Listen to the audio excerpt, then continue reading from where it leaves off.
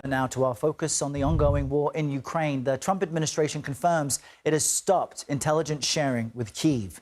Now, this suspension follows the White House's decision to also put a pause on military aid to the war-torn country. We have taken a step back and are pausing and reviewing all aspects of this relationship. Meanwhile, Russia has launched more aerial attacks across Ukraine overnight, with a missile striking a hotel in President Zelensky's hometown of Kryvyi Rih, killing at least 4 people and injuring dozens more. Imtiaz Tyab continues his reporting out of Kyiv and joins us now. Imtiaz, good morning to you.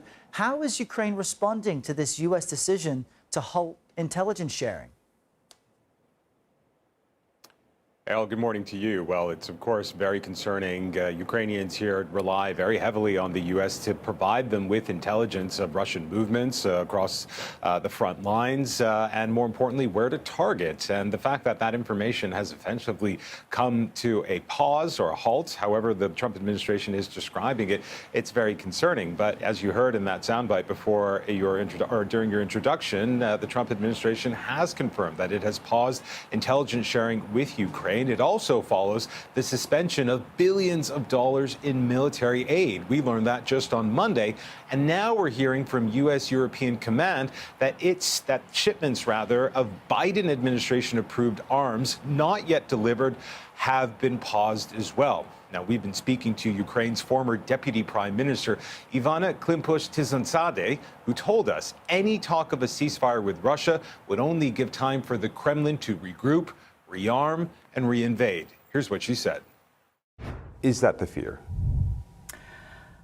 Unfortunately, I do not see the readiness of the Russian Federation to really engage. You know that every single night we are under terroristic attack of the Russian Federation, so that is not something that is showing goodwill of terminating these attacks. And to illustrate that point, Imtiaz, there were more overnight attacks, including the hometown of Volodymyr Zelensky. Can you just update us on where the fighting stands right now?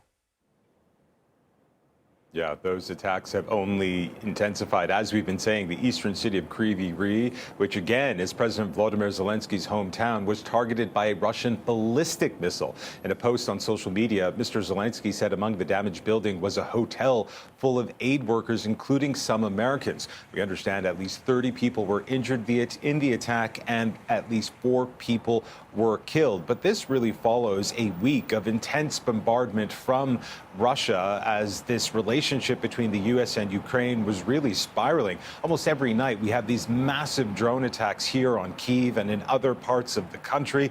And now this ballistic missile attack from Russia as well, which is only causing real concern here. Errol. All right, Imtiaz Tyab, live for us in Kyiv. Imtiaz, thank you.